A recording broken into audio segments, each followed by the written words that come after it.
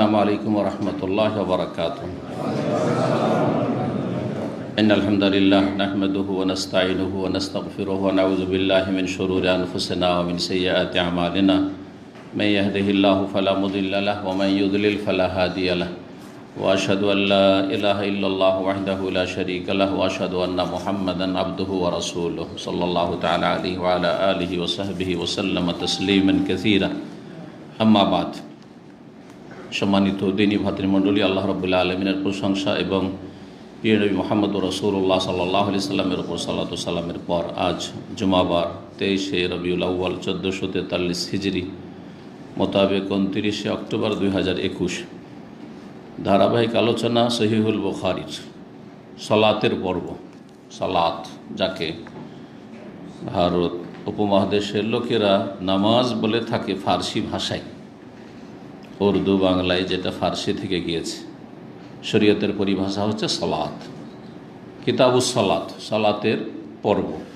ইনশাআল্লাহ এতে দীর্ঘ সময় ধরে আমরা চলতে থাকব, কারণ সালাত সম্পর্কে অনেক হাদিস সহিহ বুখারীতে রয়েছে এবং সবগুলি সহিহ হাদিস ইনশাআল্লাহ। সুতরাং এই সহিহ বুখারীর সালাতের হাদিসগুলি পড়ার উদ্দেশ্য হচ্ছে যে সালাত সম্পর্কে যেটি গুরুত্বপূর্ণ ইবাদত মুসলিম জীবনে তাওহীদের পরে লা ইলাহা ইল্লাল্লাহ এই কালিমা তাইয়্যিবার সাক্ষ্য প্রদানের পরে সবচেয়ে গুরুত্বপূর্ণ ইবাদত, যা মুসলিম কাফের মাঝে পার্থক্য করে খালিস মুসলিম আর ভেজালযুক্ত মুনাফিক মুসলিমের মাঝে পার্থক্য করে, তা হচ্ছে সালাত।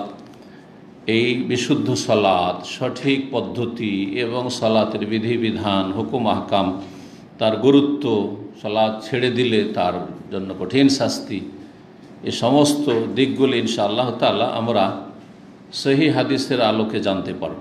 আল্লাহ রাব্বুল আলামিন যেন আমাদেরকে কোরআন এবং সহিহ সুন্নাহর জ্ঞান অর্জনের তৌফিক দান করেন এবং সেই অনুযায়ী যাবতীয় ইবাদত বন্দেগী সম্পাদনের তৌফিক দান করেন। বিশেষ করে সালাত, যার সালাত ঠিক হয়েছে, কারণ সালাতের সম্পর্ক আপনার এই বডির সাথে, দুনিয়ার সাথে কোনো সম্পর্ক নেই।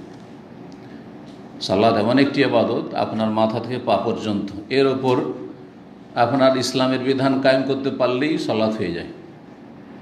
কিন্তু অন্য অন্য অনেক বিষয় রয়েছে যেগুলির জন্য পরিবার লাগে, সমাজ লাগে, দেশ লাগে, অর্থের সাথে সম্পর্কিত ইত্যাদি ইত্যাদি, যার ফলে সেখানে জটিলতা আছে। অনেক সময় নিয়ত থাকলেও পারবেন না করতে। যেমন সমাজে পাপ চলছে, পরিবারে অন্যায় কাজ হচ্ছে, ছেলে মেয়ের অন্যায় কাজ করছে, স্ত্রী অন্যায় কাজ করছে, বেহায়া বেপর্দা চলছে, পারেন না অনেক সময়। কিন্তু সালাতের ক্ষেত্রে আপনি সহিশুদ্ধ সালাত শিখবেন, পড়বেন এবং সেই দিকে দাওয়াত দেবেন, কোনো বাধা আছে নাকি? এই জন্য বড় একজন মুহাদ্দিস মদিনার শেখ হাম্মাদ আল আনসারী রাহমাতুল্লাহ আলাইহ, শেখ আলবানীর পরে বড় মুহাদ্দিস, তিনি একজন ব্যক্তি যে সে খুব পরিচিত মানুষ, পরিচিত মুখ, এবং তার অনেক ভক্ত রয়েছে ভারত উপমহাদেশ। তার সালাত দেখলেন যে ভেজালযুক্ত সালাত রিয়াজে, তখন তিনি বলেছিলেন যে যেই লোকটা সালাতটাই ঠিক করতে পারেনি, সে জাতিকে কি ঠিক করবে? যেই লোকটি সালাত ঠিক করতে পারেনি, যে নামাজটাই ঠিক করে পড়তে পারে না, সেই ব্যক্তি জাতিকে কি ঠিক করবে? তো এই সালাত সম্পর্কে আমরা ইনশাআল্লাহ তাআলা আলোচনা করব একটা সময় পর্যন্ত। তারপরেও সালাতের পর্ব শেষ হবে না, রমজান কাছে আসবে, তা আমাদের নিয়ত আছে। তখন আমরা রমজানের কিতাবুস সিয়াম বা কিতাবুস সওম এই পর্বগুলি শুরু করব, যাতে করে সময় উপযোগী হাদিসগুলি আমরা রমজান আসার আগে আগে এবং রমজানেও ইনশাআল্লাহ ক্লাস আমাদের চলবে ইনশাআল্লাহ। তো সেগুলি সম্পর্কে আমরা জানতে পারি, কারণ সেগুলি তখন বেশি গুরুত্ব রাখে। তো সালাত সম্পর্কে আজকের প্রথম পর্ব, ইমাম বুখারী রাহিমাহুল্লাহ বলছেন, বিসমিল্লাহির রহমানির রহিম, কিতাবুস সালাহ। হাজা কিতাবুস সালাহ আসলে ছিল আরবি গ্রামারে হাজা মুবতাদা, যারা তারকিব আরবি গ্রামার বুঝেন, এটি হচ্ছে সালাতের পর্ব। সালাত সম্পর্কীয় হাদিসের সমষ্টি কিতাব, যাতে বেশ কিছু অধ্যায় এবং হাদিস সংকলিত হয়েছে, একত্রিত করা হয়েছে। কিতাবের শাব্দিক অর্থ এর আগে আলোচনা করেছি, সুতরাং সেদিকে যাচ্ছি। সালাতকে সালাত কেন বলা হয়, সালাতের শাব্দিক অর্থ বা কী, আর শরঈ অর্থ বা পারিভাষিক অর্থ বা কী। সালাতের একটি প্রসিদ্ধ অর্থ হচ্ছে সালাত মানে দোয়া। সালাত মানে দোয়া। আরবি ভাষায় সালাত শব্দটি দোয়ার অর্থে ব্যবহৃত হয়েছে কোরআনে ও হাদিসে। আল্লাহ রাব্বুল আলামিন প্রিয় নবী সাল্লাল্লাহু আলাইহি সাল্লামকে যাকাত নিতে বলছেন। এই জন্য মুসলিম শাসক যদি কোরআন সুন্নাহ ভিত্তিক দেশ পরিচালনা করে তো তাকেও এই হুকুম রয়েছে, কারণ যে কোনো মুসলিম শাসক কোরআন সুন্নাহ ভিত্তিক দেশ পরিচালনা করলে তিনি রাসূলুল্লাহ সাল্লাল্লাহু আলাইহি ওয়াসাল্লামের স্থলাভিষিক্ত খলিফা। খলিফা তো রাসূলুল্লাহ আবু বকরকে কি বলা হতো? হ্যাঁ, এইখানে সহি আকীদার অনুসারী আর ভ্রান্ত আকীদার অনুসারীর মাঝে পার্থক্য আছে। যে মুসলিম শাসক কোরআন সুন্নাহ ভিত্তিক দেশ পরিচালনার চেষ্টা করে তাকে রাসূলুল্লাহ সাল্লাল্লাহু আলাইহি ওয়াসাল্লাম খলিফা বলা হয়েছে। সাহাবীরা কি বলতেন? আবু বকরকে খলিফাতু রাসূলিল্লাহ সাল্লাল্লাহু আলাইহি ওয়াসাল্লাম, রাসূলুল্লাহ সাল্লাল্লাহু আলাইহি ওয়াসাল্লামের খলিফা। খলিফা মানে স্থলাভিষিক্ত। যেই স্থলে রাসূলুল্লাহ সাল্লাল্লাহু আলাইহি ওয়াসাল্লাম ছিলেন ওই জায়গাটি সুন্নতা যিনি পূরণ করলেন, সেই দায়িত্বগুলি পালন করলেন, রাসূলুল্লাহ সাল্লাল্লাহু আলাইহি ওয়াসাল্লাম খলিফা। তো খলিফা বলতে আগের যে শাসক ছিলেন তার জায়গায় যে জায়গায় পৌঁছিলেন, অধিষ্ঠিত হলেন, তিনি হচ্ছেন খলিফা। আর ভ্রান্ত আকীদা যাদের, আর ভ্রান্ত আকীদার অনুসারী তারা বলে আল্লাহর খলিফা। কি বলে? শুনেছেন তাদের কাছে? কিন্তু এইখানেই কিন্তু হক বাতিলের পার্থক্য রয়েছে। সুতরাং সতর্ক, সাবধান। কোনো একটি আয়াতে আল্লাহর খলিফা বলা হয়নি। ইন্নী জাইলুন ফিল আরদে খলিফা, আমি জমিনে খলিফা তৈরি করব। খলিফাতি, আমার খলিফা বলেছেন? একটি আয়াত, একটি হাদিস কেউ দেখাতে পারবে না। আমি এর আগেও বহুবার বলেছি, আমার খলিফা বললে আল্লাহ কখনো মানব জাতিকে সম্বোধন করেননি। তাহলে আদম আলাইহিস সালামের আগে পৃথিবীতে কোনো মানুষ ছিল না, তো তিনি আবার কার স্থলাভিষিক্ত, কার খলিফা? এখানে বিভ্রান্তির শিকার হয়েছে। তাহলে আল্লাহর খলিফা এবারে, আরে আল্লাহ তো কোনো সময় অনুপস্থিত নন। খলিফা কার লাগে? যে কখনো আছে কখনো নেই। আমি এই সপ্তাহে আছি, জুমাতে আছি, সুতরাং আমি আছি, আমার খলিফার দরকার কি? আমার এই জায়গায় তার কারো বসার দরকারটা কি আছে? কোনো প্রয়োজন নেই। কিন্তু এক সপ্তাহ আমি চলে গেলাম, উমরে চলে গেলাম, সফরে কোথাও চলে গেলাম, তখন আমার এই জায়গাতে খলিফা স্থলাভিষিক্ত প্রয়োজন। তার নাম হচ্ছে কি? আমার এই আলোচনা চালানোর জন্য, এই প্রোগ্রামটি বহাল রাখার জন্য খলিফা জানাসীন, স্থলাভিষিক্ত। বুঝতে পারছেন? আল্লাহ তো গায়েব না, ওমা কুন্না গায়েবিন। আল্লাহ তাআলা বলছেন আমি তো অনুপস্থিত না, আল্লাহ হাজির। জি, কথা বুঝতে পারছেন? আর কোনো আয়াত বা হাদিস নেই যে আল্লাহর খলিফা। সুতরাং এটি ভ্রান্ত তাফসীর, ভ্রান্ত ব্যাখ্যা এবং রাজনৈতিক ব্যাখ্যা। আল্লাহর খলিফা মানুষ, সুতরাং আল্লাহ রাব্বুল আলামিনের যে হুকুম আহকাম আছে সেগুলির আর কি করতে হবে? বাস্তবায়ন করতে হবে। সুতরাং প্রত্যেক মানুষকে ক্ষমতা দখল করার চেষ্টা করতে হবে। কোথায় ব্যাখ্যার পৌঁছিল গিয়ে? প্রত্যেক মানুষকে ক্ষমতা দখলের চেষ্টা করতে হবে। আর সৎ মানুষকে, যেহেতু সৎ মানুষের সত্যিকার অর্থে মুসলিম, ঈমান এবং যাদের নেক আমল রয়েছে, সুতরাং সৎ মানুষদের একটি টিম, একটি দল এই কাজে বদ্ধপরিকর থাকবে। আর অসৎ যে নেতৃত্ব আছে ওকে টেনে ফেলবে। আর কি করবে? এর নাম হচ্ছে আন্দোলন। আর তারপরে টেনে ফেলার পরে নিজে সেখানে পৌঁছিবে, এর নাম হচ্ছে ইনকিলাব, বিপ্লব। আন্দোলন করে বিপ্লব ঘটাবে। বুঝতে পেরেছেন? এই হচ্ছে সিয়াসি তফসির। এর নাম কি? পলিটিক্যাল এক্সপ্লেনেশন, রাজনৈতিক ব্যাখ্যা। রাজনৈতিক ব্যাখ্যা, ইসলামের রাজনৈতিক ব্যাখ্যা নেই। যাকে আল্লাহ ক্ষমতা দিয়ে দিয়েছেন তার উপর তখন ওই কাজগুলি ফরজ হয়। যেমন চোরের হাত কাটা কার উপর ফরজ? শেখ মুজিবুর রহমানের উপর একেবারে ফরজ নয়। কিন্তু আমার অন্তর থেকে তামান্না, চাহিদা হইতে হবে।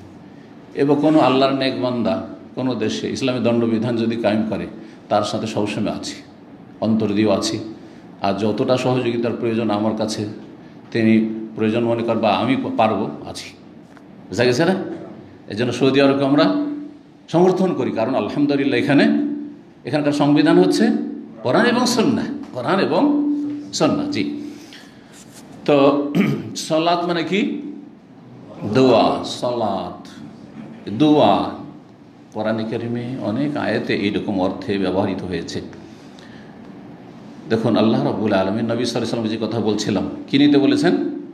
যাকাত নিতে বলেছেন। খুয মিন আমওয়ালিহিম সাদাকা, তাদের ধন সম্পদ থেকে কি নাও? যাকাত। সাদাকা মানে যাকাত। সাদাকা গ্রহণ করো, যাকাত গ্রহণ করো। তুতাহিরুহুম ওয়া তুযাক্কিহিম বিহা, যাকাত নিয়ে তাদেরকে পাক পবিত্র করবে, তাদের পরিশুদ্ধি করবে, তাজকিয়া নফস করবে, কৃপণতা মুক্ত করবে। মানুষ যখন দান করে তখন মনটা বড় হয়, কৃপণতা মুক্ত হয়। যে দান করে না সে আরও ধীরে ধীরে কী হয়ে যায়? আরও কৃপণ, আরও হিসাবি হয়ে যায়। আর যে যত বেশি দান করবে সে তত বেশি মানসিক শান্তি পাবে, তাকে তত বেশি ভালো লাগবে, তত বেশি তার দিলটা প্রশস্ত হবে। বাস্তব সত্য আপনি দেখবেন পরীক্ষা। যে সবসময় পরের খাওয়ার চেষ্টা করে সে জীবনে কাউকে খাওয়াইতে পারবে না। আর যে সবসময় খাওয়াবার চেষ্টা করে, কারো পর খাওয়া লোক না, সে খাওয়াইলে শান্তি পাবে। ভালো মানুষকে খাওয়াইলে ভালো মানুষ, ভালো মানুষকে খাওয়াইলে শান্তি পাবে। তো আল্লাহ বলছেন যে পাক পবিত্র করবে এবং তাদের আত্মার পরিশুদ্ধি করবে। ওয়াসাল্লি আলাইহিম, এবং তাদের জন্য সালাত করো। এই সালাত মানে কি? দোয়া করো। উদউ লাহুম, সালাত সাল্লে আমরের সেগা সালাত থেকে, তাদের জন্য দোয়া করো। যারা যাকাত দিতে আসবে তাদের জন্য দোয়া করো। ইন্না সলাতাকা সাকানুল লাহুম, নিশ্চয় তোমার সালাত মানে কিন্তু এখানে নামাজ না, তোমার দোয়া তাদের জন্য প্রশান্তির কারণ, সুকুন হয়, মনে শান্তি হবে। আমি নবীর দোয়া পেয়েছি সাল্লাল্লাহু আলাইহি ওয়াসাল্লাম। দেখেন সাল্লাল্লাহু আলাইহি ওয়াসাল্লাম, এই যে প্রসিদ্ধ সংক্ষিপ্ত সালাত, যখনই নবীর নাম আসবে কি বলছেন? সাল্লাল্লাহু আলাইহি ওয়াসাল্লাম। সাল্লাল্লাহু, তার উপর আল্লাহর রহমত বর্ষিত। দোয়া, সালাম মানে শান্তি আর সালাত মানে দোয়া। তার জন্য দোয়া করছে, আমরা দোয়া করছি সাল্লাল্লাহু আলাইহি ওয়াসাল্লাম বলা মানে নবী সাল্লাল্লাহু আলাইহি ওয়াসাল্লামের জন্য। জি, তো যদিও সালাতের আরেকটি তাফসীর দুরুদের ক্ষেত্রে যে আল্লাহ রাব্বুল আলামিনের কাছে এই দোয়া করে, দোয়াই কিন্তু এই দোয়া করে যে আল্লাহ রাব্বুল যেন মালায়ে আলাতে, সুউচ্চ স্থানে তার আরশে আজিমের চারদিকে যে আল্লাহর নিকটবর্তী ফেরেশতারা রয়েছেন তাদের সামনে নবী সাল্লাল্লাহু আলাইহি ওয়াসাল্লামের সুআলোচনা, ভালো আলোচনা, সানাউল্লাহ আলাইহি ফিল মালাইল আলা। আবুল আলিয়া রহমতুল্লাহ আলী প্রখ্যাত তাবী তাফসীর করেছেন দুরূদের ক্ষেত্রে। কিন্তু সালাতের মূল অর্থ কি? দোয়া। ওয়াসাল্লি আলাইহিম ইন্না সলাতাকা সাকানুল লাহুম। তো সালাত মানে দোয়া হয়। সালাতের শাব্দিক অর্থ কেউ কেউ বলেছে সেলাতুন থেকে। সেলা মানে রিলেশন, সেলাতুন মানে সম্পর্ক। এই জন্য আত্মীয়দের সাথে সুসম্পর্ককে কোরআন এবং হাদিসের ভাষায় বলা হয়েছে সেলাতুল আরহাম। কি বলা হয়েছে? যাদের সাথে আরহাম জরায়ুর সম্পর্ক আছে, আপনার মায়ের বংশ নয় বাপের বংশ, তাদের সাথে আপনার সেলা মানে সুসম্পর্ক বহাল রাখা, এটা হচ্ছে আত্মীয়তার সুসম্পর্ক। সেলাতুন শব্দ আসলো না? আসলো না? তাহলে সেলাতুন থেকে সলাত মানে সলাতের মাধ্যমে কি হয়? সম্পর্ক হয়, সলাতের মাধ্যমে সম্পর্ক হয়। তাহলে এই নামাজকে, যাকে আমরা নামাজ বলছি অনেকে, সলাতকে, যাতে কি রয়েছে? কিয়াম রয়েছে, দাঁড়ানো, রুকু রয়েছে, সুজুদ রয়েছে, জালসা বৈঠক রয়েছে, যাতে কিছু কথা রয়েছে, দোয়া রয়েছে, সূরা রয়েছে, তাসবিহ রয়েছে, এগুলোর নাম না সালাত। সালাম রয়েছে, তাকবীর রয়েছে। এই সালাতকে সালাত এই জন্য বলা হয় যে এই সালাতের আসল রূহ আত্মা, এবং এই সালাতের আসল যে বিষয়বস্তু সেটি হচ্ছে দোয়া। সালাত হচ্ছে আল্লাহর কাছে কি করা? দোয়া করা। এই জন্য সবচেয়ে উত্তম দোয়া হচ্ছে বান্দার সালাতের ভিতরে, নামাজের ভিতরে, আর বিশেষ করে তার ক্ষেত্র হচ্ছে দুইটি। সবগুলি দোয়া, কোনগুলি গুণবাচক দোয়া আর কোনগুলি যাচ্চাবাচক দোয়া, যাচ্চামূলক দোয়া। তো বিশেষ করে সেজদাই দোয়া, আপনি যা ইচ্ছা তাই চান। আত্মাহা দরুদ পড়ে নিয়ে সালামের আগেখানে দোয়া, সালাতের ভিতরের দোয়া, সালাতের বাইরের দোয়া চাইতে অনেক অনেক গুণে উৎকৃষ্ট, উত্তম, ফজিলতপূর্ণ এবং বেশি দোয়া কবুল হয়। নবী সাল্লাল্লাহু আলাইহি ওয়াসাল্লামের নির্দেশ রয়েছে। তো দোয়া কেন বলা হয়? এই সলাত মানে দোয়া, আর এখান থেকে সলাত, নামাজের নাম সলাত কেন হলো? আশা করি এই সম্পর্কটা শাব্দিক অর্থের সাথে এই যে আমাদের সলাত শরীয়তের, তার একটা সম্পর্ক, যে এটা বুঝতে বলেন তার, ঠিক না? আচ্ছা, সলাত মানে যদি ওই যে দ্বিতীয় অর্থ করলাম কি? সেলা মানে সম্পর্ক, তাহলে এই সালাতকে সালাত কেন বলা হয়, নামাজকে সালাত কেন বলা হয়? কারণ এটি হচ্ছে বান্দার সেলাতুল আবদে মা রব্বিহি। একজন বান্দা, আমি বান্দা, আমার আল্লাহর সাথে সম্পর্কের মুখ্য মাধ্যম। সালাত নেই, সম্পর্ক নেই। সালাত আছে, দৈনিক সম্পর্ক আছে, একবার না 5 বার করে আছে, এটা বাধ্যতামূলক। 17 রাকাতে, আর এক এক রাকাতে 2টা করে সিজদা করে, একটা করে রুকুতে ঝুঁকে আল্লাহর সাথে সম্পর্ক আছে।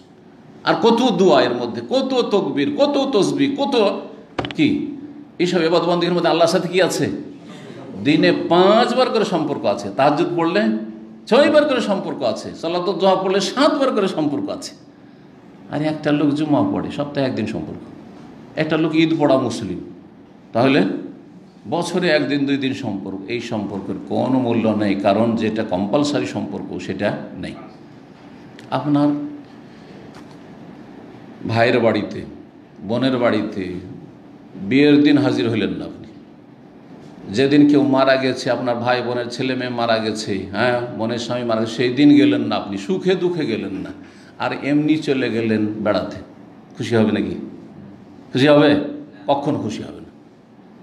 আমার বিয়ে শাদিতে হাজির হলেন না, আমার দুঃখের সময় হাজির হলেন না, আর এখন বাড়িতে এসছি ফ্যামিলি নিয়ে, অসন্তুষ্ট আরও হবে। ঠিক ওই রকমই যারা মাঝে মধ্যে যায় আল্লাহর কাছে, প্রতিটি মুসলিম তো মাঝে মধ্যে যায়, হ্যাঁ, যারা মুনাফিক টাইপের মুসলিম ওরা তো মাঝে মধ্যে মসজিদে যায়, দুনিয়ার গরজে যায়, বোঝা গেছে? কোনো সম্পর্ক নেই আল্লাহর সাথে। তো আশা করি বুঝতে পেরেছেন। তাহলে যার সলাত আছে আল্লাহর সাথে সেলা আছে, রিলেশন সম্পর্ক। যার 5 ওয়াক্ত সলাত নেই, আল্লাহর সাথে সম্পর্ক নেই। ভালো করে শোনেন, যার সলাতে যত খুশু, একগ্রতা, হ্যাঁ, আছে, মন লাগিয়ে সালাত আদায় করছেন, তার তত বেশি সুসম্পর্ক আল্লাহর সাথে আছে। আর যার যত বেশি সুসম্পর্ক আল্লাহর সাথে আছে, সে মানসিক দিক থেকে তত বেশি শক্তিশালী, তত বেশি শক্তিশালী। এই শক্তি পয়সা দিয়ে কিনে পাওয়া যায় না। একজন ইমাম, প্রখ্যাত ইমাম বুখারী রাহিমাহুল্লাহর ওস্তাদ, এবং ইমাম বুখারী যেমন আমিরুল মুমিনিন, হাদিসের আমিরুল মুমিন বলা হয়েছে, তেমনি ইমাম আবদুল্লাহ বিন মুবারক, তাকে বলা হয়েছে আমিরুল মুমিনিন ফিল হাদিস। তিনি বলছেন, ইমাম আবদুল্লাহ বিন মুবারক, তখন আব্বাসী খলিফাদের জামানা, হারুন রশিদের যুগ। তখনকার খলিফা আজকালকার শাসকদের চাইতে অনেক অনেক ভালো ছিল, যদিও বিভিন্ন ভোগবিলাস বা বিভিন্ন খারাপ দিক তাদের মধ্যে চলে এসেছিল, কিন্তু অনেক ভালো ছিল। তারা ইসলামী বিধিবিধানের বাস্তবায়ন করতো, সর্বস্তরে দণ্ডবিধান কায়েম করতো, সবই করতো, কোরআন সুন্নাহ তাদের সংবিধান ছিল। তো তিনি বলেছেন, যদি জানতে পারতো, অনুধাবন করতে পারতো এই শাসকরা যে মানহানফি, যেই শান্তিতে আমরা জীবনযাপন করছি, আলেম ওলামারা, আল্লাহর নেকবান্দারা, আবেদ জাহেদরা, আখেরাত পরকাল মুখীরা, দুনিয়া বিমুখরা যেই শান্তিতে জীবনযাপন করছি, এটা যদি মুসলিম শাসকরা জানতে পারতো, নেতারা জানতে পারতো, লাজালাদুনা বিসয়ুফ, তাহলে তরবারি দিয়ে আমাদের কর্তন করতো, বাঁচতে দিত না। যে তোরা এত শান্তিতে, আর আমাদের টেনশনের শেষ নাই, আমাদের ভয়ভীতির শেষ নাই, অশান্তির শেষ নাই, তাই না? মানসিক রোগের শেষ নাই, আর তোদের কোনো মানসিক রোগ নেই, শুকনো রুটি খেয়েই শান্তি, ডাল ভাত খেয়েই শান্তি। সুবহানাল্লাহ, সুবহানাল্লাহ। ঈদ চলে যাচ্ছে, একজন নেক মানুষ নিজের জন্য নতুন কিছু কিনতে পারে না, ছেলে মেয়ের জন্য কিছু কিনতে পারে, তারপরও শান্তি কোত্থেকে আসে? এমনিতে আসে। আর দুনিয়াদার বাড়িতে টিভি নেই, অশান্তি, ছেলে স্মার্টফোন পাই না, ছেলে, এখানকার দামামের ঘটনা, তার নিজের বাবা আমাকে বলছে যে ছেলে নিজে খুব দুঃখ করে বলছে যে নতুন যে কি বলছে, যেটাকে নতুন যেটা মডেল, নতুন মডেল যেটা এসছে আর কি, সেটা নেবে সে যেতে শুরু করেছে, অথচ তার সুন্দর একটা মোবাইল আছে, আইফোন সম্ভবত নেবে। এখানে পরিবার নিয়ে বাস করে, বলছে যে আমরা দিব দিচ্ছি, কাজ চলছে। তখন সে ঘর তালাবন্ধ করে 1-2 দিন বেরিয়ে হয়নি, না খেয়ে ও অনশন ধর্মকাট শুরু করেছে বাড়ির মধ্যে। কত অশান্তি, কত অশান্তি। কিন্তু একজন নেক মানুষ এই মোবাইল কিনতেই পারে না, তারপর অশান্তিতে আছে আলহামদুলিল্লাহ, তারপর কত শান্তিতে আছে সব দিক থেকে আলহামদুলিল্লাহ। তো যে কথাটি বলছিলাম, যার যত বেশি আল্লাহর সাথে সুসম্পর্ক থাকবে, সে তত বেশি শান্তি থাকবে। মুসিবত মুসিবত না, কারণ কয়দিনের মুসিবত, দুনিয়ার নামই তো মুসিবত, সুখ আর দুঃখ মিলিত দুনিয়া। সামনে আমার আখিরাত উজ্জ্বল, আমার কোনো চিন্তা নেই। ফালা খাউফুন আলাইহিম ওয়ালা হুম ইয়াহজানুন, না কোনো চিন্তা না কোনো ভয় আছে আমার, ঠিক না? কারণ আল্লাহর সাথে আমার সম্পর্ক ঠিক আছে। আল্লাহ যেন বোঝার তৌফিক দান করেন। তাহলে শাব্দিক অর্থ হয়ে গেল সালাতের। পারিভাষিক অর্থ কি? ওলামারা বলেছেন সালাত বলা হয় এমন একটি গুরুত্বপূর্ণ ইবাদতকে যে আকওয়ালুন ওয়া আমালুন, যাতে কতিপয় কথা রয়েছে এবং কাজ রয়েছে। আকওয়ালুন ওয়া আমাল বা আফআল, আকওয়ালুন ওয়া আফআলুন, যাতে কতিপয় বাচনিক ইবাদত রয়েছে, কথা রয়েছে, ওয়া আফআল আর কিছু আমল কর্ম রয়েছে। মুফতাতাহাতুন বিত্তাকবীর ওয়া মুখতাতামাতুন বিত্তাসলিম, যে ইবাদতটি শুরু হয়, সূচনা হয় কি দিয়ে? তাকবীর, আল্লাহ আকবার, তাকবীরে তাহরিমা দিয়ে, আর সমাপ্তি ঘটে মুখতাতামাতুন মানে খতম হয় কি দিয়ে? বিত্তাসলিম, সালাম দিয়ে। জি, যাতে বেশ কিছু কথা আছে আর বেশ কিছু কাজ আছে, করতে হবে আর বলতে হবে সেগুলি। আর সেটা কোরআনে কারিমের তেলাওয়াতি হোক, অথবা তসবিহ হোক, অথবা দোয়া হোক, আর তাহিয়াত হোক, নবীর ওপর সালাত সালাম হোক, যাই হোক না কেন, যেটা শুরু হয় তাকবীরে তাহরিমা দিয়ে আর শেষ হয় সালাম দিয়ে। আর শেখ হোসেন রহমতুল্লাহ আলাই যেমন এর আগে বলেছে, এর সাথে আত-তাআব্বুদ লিল্লাহ, এর মাধ্যমে আল্লাহর ইবাদত করা, আল্লাহর ইবাদত করা, এটি আল্লাহর ইবাদত, গুরুত্বপূর্ণ ইবাদত। তো এই ছিল সালাত সম্পর্কে কথা। আর তারপরে আমরা আসি অধ্যায়ের দিকে, হাদিসের দিকে। কিতাবুস সালাহ, এ হচ্ছে সালাতের পর্ব। প্রথম অধ্যায় বাবুন মানে হাজা বাবুন, আসলে এরকম ছিল। এই হচ্ছে এমন অধ্যায়, কাইফা ফরিজাতিস সালাহ, যে কিভাবে সালাত ফরজ করা হয়েছিল। ফিল ইসরা, নৈশ ভ্রমণের রাতে। আসরা ইউসরি, ইসরা মানে হচ্ছে রাতের ভ্রমণ, কি রাতের সফর। তা নবী করিম সাল্লাল্লাহু আলাইহি সাল্লামের রাতের সফর বলতে কোন সফর বোঝানো হয়েছে? মেরাজের সফর। সেটা দুই ভাগে বিভক্ত, একটা ছিল জমিনি সফর আর একটা ছিল আসমানি সফর। জমিনি সফর ছিল মক্কাতুল মুকাররমা থেকে বাইতুল মুকাদ্দাস প্যালেস্টাইন পর্যন্ত, আর তারপরে ওখান থেকে ছিল ঊর্ধ্ব গগনে সফর 7 আসমান পর্যন্ত। আল্লাহ রাব্বুল আলামিন তাকে ডেকেছিলেন এমন এক সময়ে, এমন এক পরিস্থিতি ছিল, প্রেক্ষাপট ছিল, যখন তিনি কাফেরদের কাছে নির্যাতিত, মানসিকভাবে, শারীরিকভাবে, পারিবারিকভাবে তিনি বিপদগ্রস্ত। চাচা যে সাপোর্টে ছিলেন আবু তালেব, তিনি মারা গেলেন, ইসলামটাও কবুল করলেন না, মারা গেলেন, সাপোর্ট আর পাচ্ছেন না, আর মারা গেলেন কুফরের অবস্থায়। মানসিক কষ্ট, শারীরিক কষ্ট শুরু হয়ে গেছে, নির্যাতন কাফেরদের পক্ষ থেকে শারীরিক শুরু হয়ে গেছে, জুলম অত্যাচার এই আবু তালেবের ইন্তেকালের সাথে। প্রিয়তম একমাত্র স্ত্রী খাদিজা রাদিয়াল্লাহু তাআলা, তিনি মারা গেছেন। এই সময় আল্লাহ রাব্বুল আলামিন সান্ত্বনা দিতে চাইলেন প্রিয় রাসূল সাল্লাল্লাহু আলাইহি ওয়াসাল্লাম। এর চাইতে বড় সান্ত্বনা আর কি হতে পারে? এর চাইতে বড় সুসংবাদ কি হতে পারে? যে আল্লাহ এমন একটি অসাধারণ ঘটনা ঘটাচ্ছেন, এমন একটি মুজিজা অলৌকিকত্ব যা মানুষ ধারণা করতে পারে না, যে একই রাতে, যেখানে 1 মাস ওটের পিঠে লাগে মক্কা থেকে এই সামদেশ ফিলিস্তিন, প্যালেস্টাইন, বাইতুল মুকাদ্দাস, সেখানে পৌঁছিলেন। আবার সেখান থেকে 7 আসমানে সফর করলেন। সুবহানাল্লাহ, এক আকাশ থেকে আর এক আকাশ হচ্ছে হাদিসের আলোকে 500 বছরের রাস্তা, 7 আকাশ অতিক্রম করলেন। সেখানে গিয়ে আল্লাহর সাথে কথা বললেন এবং আল্লাহ রাব্বুল আলামিন 5 ওয়াক্ত সালাত ফরজ করলেন, তা নিয়ে ফিরছেন। আবার তারপর মুসা আলাইহিস সালাম ফিরিয়ে দিচ্ছেন বারবার করে, 9 বার করে, শুনে রাখেন, 9 বার করে ফিরে যাচ্ছেন, 9 বার করে আল্লাহর কাছে যাচ্ছেন। আর 5 লং 45 কমলো, 50-এর ভিতরে 5 থাকলো, তো 9 বার যেতে হয় কিনা? 5 করে কমেছে। যে হাদিসে 10-10-এর কথা রয়েছে, বর্ণনাকারী সংক্ষেপ করে দিয়েছেন, শর্ট করে দিয়েছেন। অনেক সময় শর্ট কথা বলি না আমরা। তারপরে ফিরে আসলেন, ফিরে রাতের ভিতরে চলে এসেছেন, আবার বিছানায় পৌঁছে গেছেন। মক্কার লোকদের কোনো খবরই নেই, সকালবেলা ঘটনা শোনাচ্ছেন। কত বড় অসাধারণ ঘটনা! এই যে রাসূলুল্লাহ সাল্লাল্লাহু আলাইহি ওয়াসাল্লাম মেরাজ হয়েছিল, একে মেরাজ বলে অনারবরা, আমাদের ভারত, বাংলাদেশ, পাকিস্তানের লোকেরা, উর্দু ভাষী, বাংলা ভাষীরা কি বলে জানে? মেরাজ। এছাড়া কেউ বুঝে না। ইল্লা কিছু আলেম ওলামার, যারা আলেম ওলামাদের সংসর্গে থাকে, যারা স্পেশালি লেখাপড়া করে, সিরাত সম্পর্কে ভালো জ্ঞান আছে, তারা নৈশ ভ্রমণ বা ইসরা বুঝে, কিন্তু ইসরা শব্দটি বুঝে না। অথচ কোরআনে কারিমে ইসরার কথা আছে। কোরআনে কারিম কি আছে? ইসরার কথা আছে। আর মেরাজ মানে ওপরে উঠা, আরাজে আরজ, সিঁড়িকে মেরাজ বলা হয়, ওঠার যন্ত্র। এই যারা লিফট আছে, সিঁড়ি আছে, এগুলো মেরাজ। মিসআদ, এখন মিসআদ বলছে, সাদা ইয়াসআদ মানে হচ্ছে ওপরে উঠা। এখান থেকে লিফটকে মিসআদ বলা হচ্ছে। মেরাজও যদি কেউ বলে তো ভুল না। আরাজে আরজ মানে ঊর্ধ্ব আকাশে, ঊর্ধ্ব গগনে উঠা, ওপর দিকে উঠা। তো ওপর দিকে যে সফর করে সেটার নাম হচ্ছে মেরাজ, বাইতুল মুকাদ্দাস থেকে 7 আকাশ পর্যন্ত। আর জমিনি সফরের নাম হচ্ছে কি? ইসরা।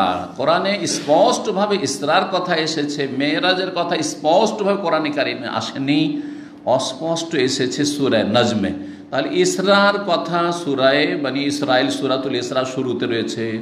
আল্লাহ রাব্বুল ইরশাদ করেছেন, বিসমিল্লাহির রহমানির রহিম, সুবহানাল্লাযী আসরা বিআবদিহি লাইলাম মিনাল মাসজিদিল হারাম ইলাল মাসজিদিল আকসাল্লাযী বারাকনা হাওলাহু লিনুরিয়াহু মিন আয়াতিনা ইন্নাহু হুয়াস সামিউল বাসীর। এই যে সুবহানাল্লাযী আসরা বিআবদিহি, পাক পবিত্র সেই সত্তা, তাসবিহ পাঠ করছি সেই সত্তার, সেই জাতে পাকের। আল্লাযী আসরা বিআবদিহি, যিনি রাতের ভ্রমণ করিয়েছিলেন, রাতারাতি সফর করিয়েছিলেন তার বান্দাকে, স্পেশাল বান্দাকে এখানে বান্দা বলা হয়। তিনি কে? মুহাম্মদ রাসূলুল্লাহ সাল্লাল্লাহু আলাইহি ওয়াসাল্লাম। এখানে বুঝিয়ে দেওয়া হয়েছে যে নবী 7 আকাশে যেতে পারলেও তোমাকে সন্তান দিতে পারে না। নিজের সন্তান, ছেলে সন্তানকে বাঁচিয়ে রাখতে পারেনি, ঠিক না? নিজের স্ত্রীটাকে বাঁচাইতে পারেনি। 3 মেয়ে জীবদ্দশে মারা গেছে, তাদেরকে বাঁচিয়ে রাখতে পারেন। নবীর হাতে কিছু নেই এইরকম মনে করি না যে নবীর কাছে যা চাইব তাই পেয়ে যাব।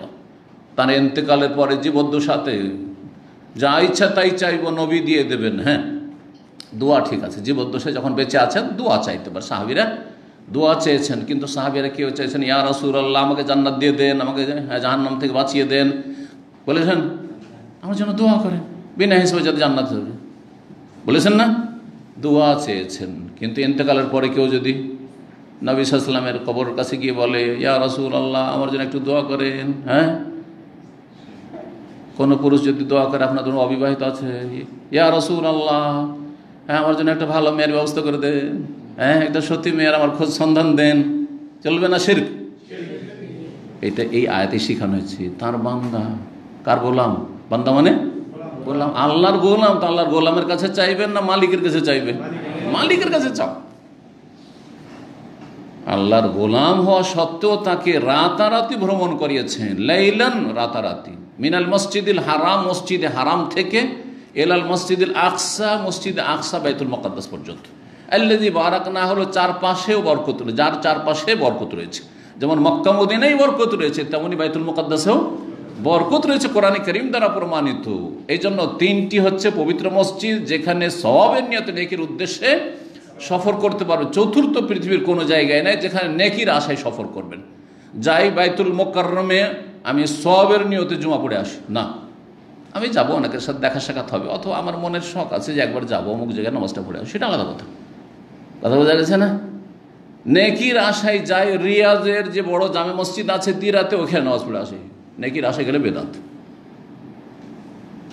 যাই আমি দামামে শুনেছি যে কিং ফাহাদ মসজিদ খুব বড় মসজিদ আছে, যাই ওখানে গিয়ে নামাজ পড়ে আসি। জোবেল থেকে কেউ আসছে, বা আলাসা বা দূর থেকে কেউ আসছে, কাছে থেকে কেউ আসছে, অথচ তার আশপাশে মসজিদ আছে। যদি নেকির আশায় তাহলে বেদাত।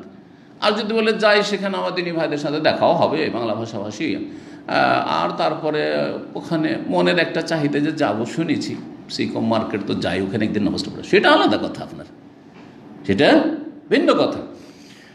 তো যাই হোক, কথা লম্বা হয়ে যাচ্ছে। কি বলছিলাম? ইসরার কথা কোথায় আছে? সূরা ইসরা। ইসরার নামে হচ্ছে সূরাতুল ইসরা।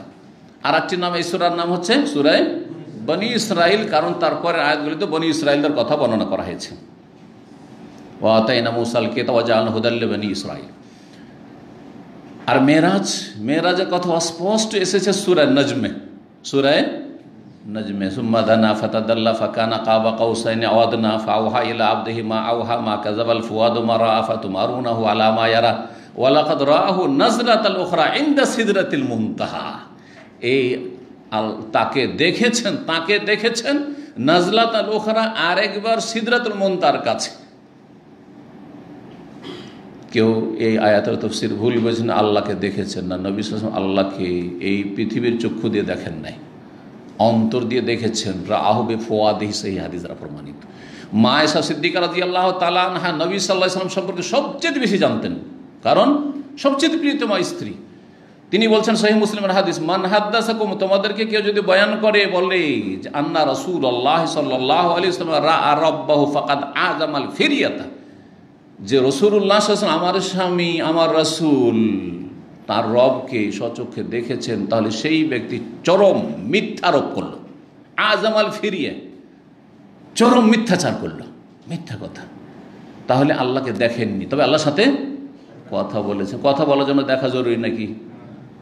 আমাদের মধ্যে সাধারণ মানুষের সাথে হাজার হাজার লোক প্রতিদিন কিছু না কিছু লোক তো কথা বলছে, দূর দূর থেকে এমন এমন লোকেরা কথা বলছে যাদের সাথে জীবন হয়তো দেখা সাক্ষাৎ হবে না। কথা বলে না, বলছে কথা বলি, কিন্তু দেখেছি, ভিডিও কলে দেখেছি, হইতে পারে, কিন্তু সরাসরি তো ওই রকমই আল্লাহ রাব্বুল আলামিনকে রাসূলুল্লাহ স্বচক্ষে দেখেননি, তবে কথা বলেছেন। মূসা আলাইহিস সালাম যেমন কথা বলেছেন, এই বৈশিষ্ট্য আল্লাহ মূসাকে দিয়েছেন, তো আমাদের রাসূল সাল্লাল্লাহু আলাইহি ওয়াসাল্লামকে যত নবীদের বৈশিষ্ট্যগুলি সবগুলি দিয়েছেন। এটা মনে রাখবেন, কেউ কথা মনে করবেন না যে এমন কোন নবী আছে যাকে এমন কিছু আল্লাহ বৈশিষ্ট্য দিয়েছেন যেগুলি আমার নবীর মধ্যে ছিল না। নবী করিম সাল্লাল্লাহু আলাইহি ওয়াসাল্লামের মধ্যেই সমস্ত নবীদের যেই দিকগুলি ছিল ফজিলতের, সবগুলি বিদ্যমান ছিল। এই জন্য সবচেয়ে শ্রেষ্ঠ রসুল মুহাম্মদ রাসূলুল্লাহ এবং সর্বশেষ রসুল। সুতরাং আহলে সুন্নাত ওয়াল জামাত এই বিশ্বাস করে যে রাসূলুল্লাহ সাল্লাল্লাহু আলাইহি ওয়াসাল্লামের যে নৈশ ভ্রমণ হয়েছিল, মেরাজ হয়েছিল, জমিনি সফর আর আসমানি সফর, সেটা সশরীরে বেজাসাদিহি ওয়া রূহি, দেহ এবং আত্মা সহ। শুধু আত্মার নয়, আত্মা সফর করেছে এমনটা নয়, আত্মা এবং দেহ, যেই দেহ মানুষের থাকে সেই নবী সাল্লাল্লাহু আলাইহি ওয়াসাল্লামের দেহ মোবারক সফর করেছে সাত আসমানের। এর ভিন্ন যে মত পোষণ করেছে সেটি ভ্রান্ত মত। এবং যদি কোনো এমন ব্যক্তি যার ইসলামের খেদমতও আছে কিন্তু তিনি এইরকম মত যদি পোষণ করে থাকেন, বিভ্রান্তি শিকার হয়েছেন বা তার পদস্খলন ঘটেছে, সেটি বর্জনীয়। অবশ্য সেটি বর্জনীয়, নাম বলার অনেক সময় প্রয়োজন করে না, কিন্তু এটা জেনে রাখতে হবে যে আপনাকে বিশ্বাস করতে হবে যে রাসূলুল্লাহ সাল্লাল্লাহু আলাইহি ওয়াসাল্লামের এই মেরাজের সফর হয়েছে সশরীরে এবং আত্মা সহ, আত্মাও এবং শরীরও দুটি। সহি বহু হাদিস দ্বারা প্রমাণিত স্পষ্ট ভাষায়, অস্পষ্ট তো মেরাজ রয়েছে, আকাশের সফর রয়েছে কোরআনে কারিমে সূরা নাজমে, আর স্পষ্টভাবে হাদিস রয়েছে যে রাসূলুল্লাহ সাল্লাল্লাহু আলাইহি ওয়াসাল্লাম সাত আসমানে সফর করেছেন এবং প্রতিটি আসমানে গিয়েছেন, দরজা খুলতে বলেছেন, জিবরাইল আলাইহিস সালাম দরজা খোলা হয়েছে, আবার গিয়েছেন, আবার প্রতি আসমানে এক এক নবীর সাথে দেখা হয়েছে, তারপর এইভাবে সাত আসমানের ওপরে গিয়েছেন, আবার ফিরে এসেছেন। ঠিক আছে না? সেই সমস্ত হাদিসগুলি মুতাওয়াতির সহি। সুতরাং এগুলিকে অস্বীকার যে করবে অথবা সেগুলির অপব্যাখ্যা করবে যে না না সেটা সশরীরে ছিল না, শুধু রুহের সফর, রুহের জগতে সফর ছিল, আত্মার জগতে সফর ছিল, সেটি মিথ্যা কথা। কারণ স্বপ্ন যোগে একজন সাধারণ মানুষ বলতে পারে যে আমি আজকে রাত্রে স্বপ্ন দেখেছি, সাত আকাশের উপরে চলে গেছি, হতে পারে না, পারে না, এমন কোনো ফজিলতের বিষয় নয়। আর মেরাজ বিশাল একটি ফজিলতের বিষয় আর আশ্চর্যজনক বিষয়। এই জন্য আল্লাহ কোরআনে কারিমে এই ঘটনার বর্ণনা শুরু করেছেন সুবহান দিয়ে। সুবহানাল্লাহ, কখন সুবহানাল্লাহ বলে মানুষ? আশ্চর্য বিষয় বয়ান করতে গিয়ে সুবহানাল্লাহ বলে। আর আত্মার জগতে যদি নবীর এই সফর হতো তাহলে সুবহানাল্লাহ আল্লাহ কেন বলে সুবহানাল্লাযী আসরা বিআবদি কেন বলতেন? বোঝা গেছে না? 10টি দলিল ইমাম ইবনুল কাইয়িম রাহিমাহুল্লাহ আর অন্যান্য আইম্মায়ে কেরামগণ আলোচনা করেছেন যে রাসূলুল্লাহ সাল্লাল্লাহু আলাইহি ওয়াসাল্লামের সশরীরে মেরাজ হয়েছে। কি বলছেন লেখক? এই অধ্যায় হচ্ছে কাইফা ফরজাতিস সালাতু ফিল ইসরা, এই ইসরার রাতে, নৈশ ভ্রমণের রাতে কিভাবে সালাত ফরজ করা হয়েছিল এটা জানবো এই হাদিসে। মেরাজের হাদিসটা সংক্ষেপে রয়েছে খানিকটা। ওয়াকাল ইবনে আব্বাস রাদিয়াল্লাহু তাআলা আনহু বলেছেন, হাদ্দাসানি আবু সুফিয়ান রাদিয়াল্লাহু তাআলা আনহু পরে ইসলাম কবুল করেছিলেন, তিনি বর্ণনা করেছেন ফি হাদিসে হেরাকল যে রোমের রাজা, সেই রাজার সাথে যে ঘটনা ঘটেছিল সামদেশে, আবু সুফিয়ানের সাক্ষাৎকার সেখানে রাজদরবারে, সেই হাদিসটা বর্ণনা করতে গিয়ে, আর সেই হাদিসটি যে ঘটনাটি ঘটেছিল সেটা তার কুফরির অবস্থায়, তাহলে ঘটনাটি তিনি জেনেছেন বা ঘটনাটির সম্মুখীন হয়েছেন কুফরির অবস্থায়, আর বর্ণনা করেছেন বর্ণনাকারী সাহাবী হওয়ার পরে, মুসলিম হওয়ার পরে। এর থেকে একটা জিনিস জানা গেল সনদের ব্যাপারে, একজন মানুষ জাহিলিয়াতের যুগে, গুমরাহের যুগে যদি কোনো একটা ধর্মীয় বিষয় জানে আর সে হেদায়েত হওয়ার পরে সেটা বয়ান করে, আর আগের কথাটি যদি সত্যি কোরআন সুন্নাহ সম্মত হয়, তাহলে বয়ান করতে অসুবিধা নেই। একটা লোক বেনামাজি ছিল, সেই সময় ধরেন একটা ধর্মীয় আলোচনা শুনেছে, ঠিক না, বা নাস্তিক ছিল, সেই সময় একটা ধর্মীয় আলোচনা শুনেছে, কাফের মুশরিক মাজার পূজারি ছিল, সেই সময় একটা আলোচনা শুনেছে, আর সঠিক কোরআন সুন্নাহ ভিত্তিক, আর তারপরে হেদায়েত ও তাওহীদবাদী হওয়ার পরে, নামাজি হওয়ার পরে, ধার্মিক হওয়ার পরে সে সেটা বয়ান করছে, তাহলে বহন করেছিল কুফরের অবস্থায়, আর সেটা আদায় করেছে মানে পেশ করেছে কখন? ইসলামের অবস্থায়। এর বৈধতা প্রমাণিত হয় এই আবু সুফিয়ান ঘটনা থেকে। এটা সনদের একটা দিক। তিনি বলছেন এ আমরোনা, আমাদেরকে তিনি নির্দেশ দিচ্ছেন, অর্থাৎ নবী করিম সাল্লাল্লাহু সলাতের, ওয়াল অসিদকে এবং সততার, ওয়াল আফাফ এবং সচ্চরিত্রতা। সচ্চরিত্রতা কাকে বলে? এটা পশ্চিমা প্রভাবিত যেহেতু আজকালকার মুসলিমরাও, আর ভাষাগুলি কিন্তু অনইসলামিক ভাষা আমাদের, সেই জন্য মহিলাদের ক্ষেত্রে শুধু শব্দটি আমাদের দেশে ব্যবহৃত হয় বাংলায়, সতী। সতীত্ব কার? এটা হিন্দুদের থেকে এসছে কিন্তু, কারণ হিন্দুদের কাছে মহিলার সতীত্ব, আর পুরুষ যেখানে সেখানে জেনা করে বেরিয়েছে, যেখানে সেখানে হয়তো সমকামিতায় লিপ্ত থেকেছে, এই ক্ষেত্রে কিন্তু এইটা বলা হয় না যে সতী, সুতরাং ওই ক্ষেত্রে আর গুরুত্ব অত দেওয়া হয় না। একটা মেয়ে সম্পর্কে একটু ব্যাড রিপোর্ট পেয়ে যান যে ওর কারোর সাথে কি ছিল, প্রেম ছিল, না না না বিয়ে করা যাবে না, কিন্তু যেই ব্যক্তি বলছেন না না বিয়ে করা যাবে না, ও যে কত খারাপ ছিল ওর খবর নেই। ইসলামের দৃষ্টিতে দুটোই সমান, পুরুষ নারী দুটোই সমান। একে বলা হয় আফাফ।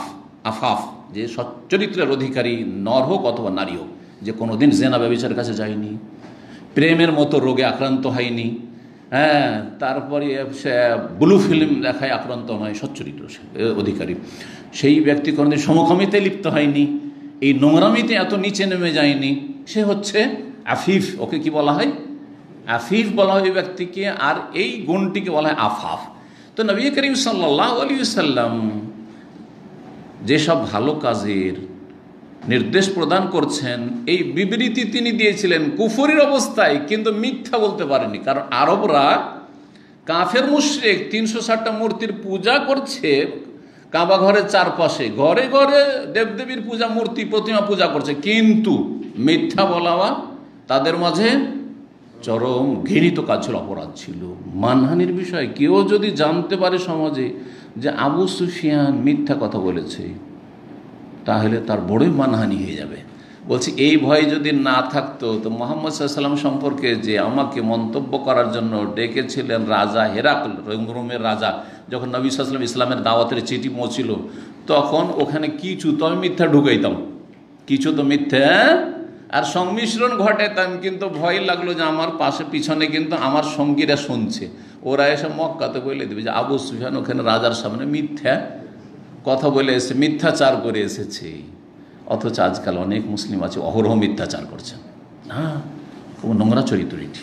জি, যে ব্যক্তি মিথ্যা বলতে সব পাপ করে নিতে পারে, এই জন্য মিথ্যা কিন্তু অনেক বা সব পাপেরই মূল। পাপ করিনি বলছে পাপ করিনি, অপরাধ করে বলছে অপরাধ করিনি, ডিউটি না করবে ডিউটি করে নিয়েছি, ডিউটিতে না এসে বলছে ডিউটিতে আছে, ঠিক কিনা? রুজি হারাম হয়ে যাচ্ছে, আর তারপর কত অহরহ মিথ্যা কথা হয়ে যাচ্ছে।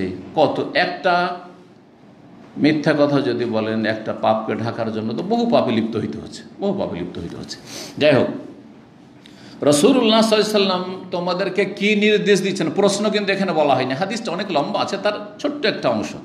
আবু সুফিয়ানকে জিজ্ঞাসা করলেন সেই রোমের রাজা যে আচ্ছা আমার কাছে যে চিঠি এসেছে, তোমাদের ওখানে যে একজন নবী রসুল বলে দাবি করেছেন মুহাম্মদ নামে, তিনি বেমাজায় আমরকম, তোমাদেরকে কি কি কথা কাজে নির্দেশ দিচ্ছেন?